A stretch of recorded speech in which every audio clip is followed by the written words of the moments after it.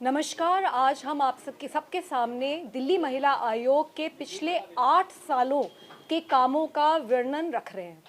हम एक रिपोर्ट भी रिलीज करेंगे जिसमें हम आपको बताएंगे कि कैसे दिल्ली महिला आयोग ने पिछले 8 सालों में 1,70,000 से ज़्यादा कंप्लेंट्स के ऊपर कार्यवाही करी है। 500 से ज़्यादा रिकमेंडेशन सुझाव हमने दिल्ली पुलिस, दिल्ली सरकार और केंद्र सरकार को पिछले 8 सालों में दिए हैं। 60,000 से ज़्यादा सेक्सुअल असॉल्ट सर्वाइवर्स की काउंसलिंग करी है दिल्ली महिला आयोग ने और 2 लाख हियरिंग्स में, कोर्ट हियरिंग्स में उनको हमारी लॉयर्स ने मदद करी है। 8,000 से ज़्यादा विक्टिम कॉम्पनसेशन एप्लीकेशंस दिल्ली महिला आयोग के लॉयर्स ने अलग अलग सेक्सुअल असॉल्ट सर्वाइवर्स के लिए पिछले 8 सालों में मूव करी हैं कोर्ट्स के अंदर।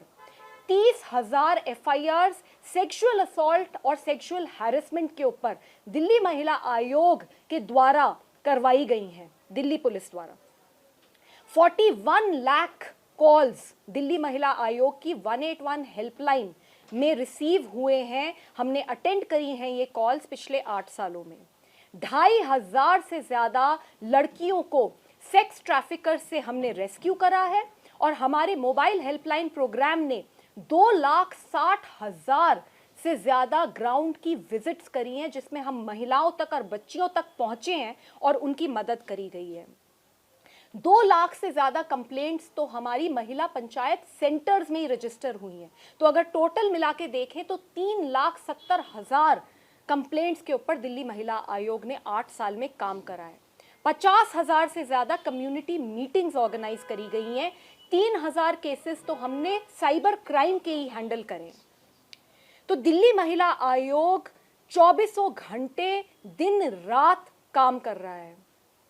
दिल्ली पुलिस को कई हजारों नोटिसेस करे हैं दिल्ली महिला आयोग ने और मैं बहुत गर्व से कहना चाहती हूं कि जब दिल्ली पुलिस फेल हो जाती है तब भी दिल्ली महिला आयोग काम करके एफआईआर भी दर्ज कराता है और अरेस्ट भी कराता है। चाहे अगर आप देखें तो अंजलि का केस देख लीजिए, सुल्ली बाई बुल्ली बाई देख लीजिए, ऐसे अनगिनत केसेस हैं जिसमें दिल्ली महिला आयोग की इंटरवेंशन के बाद ही एक्चुअली में काम हुआ, एफआईआर दर्ज हुई, अरेस्ट हुआ।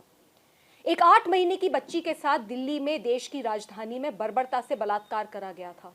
उसके बाद दिल्ली महिला आयोग ने उस लड़की की बहुत मदद करी, लेकिन हम सिर्फ इस पे नहीं रुके।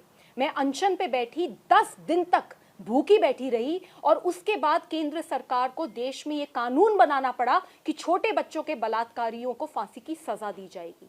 दोबारा अनशन पे बैठी, 13 दिन तक ये अनशन चला और उसके बाद केंद्र सरकार को बहुत सारे बातें माननी पड़ी। पुलिस संसाधन बढ़ाने से लेके, पुलिस की जवाबदेही तय करने से लेके, फास्ट ट्रैक कोर्ट्स बढ़ाने से लेकर, तो ये सारा काम दिल्ली महिला आयोग ने करा है।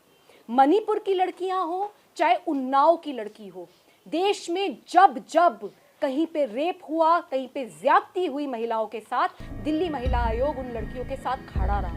मणिपुर गए, अकेले गए, बिना किसी सिक्योरिटी के गए और उन लड़कियों तक पहुंचे जिनके पास वहां मणिपुर का तो छोड़ दीजिए, केंद्र का भी कोई भी सरकारी ऑफिसर या नेता नहीं पहुंचा था।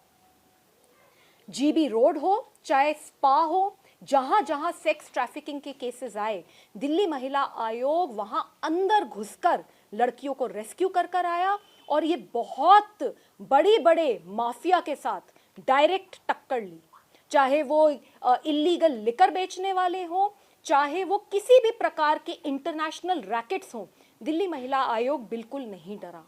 तो हम डरे नहीं, हम रुके नहीं और हम झुके नहीं। और आज इसीलिए दिल्ली महिला आयोग का नाम सिर्फ दिल्ली में नहीं, सिर्फ देश में नहीं, पूरे विश्व में स्थापित हुआ है।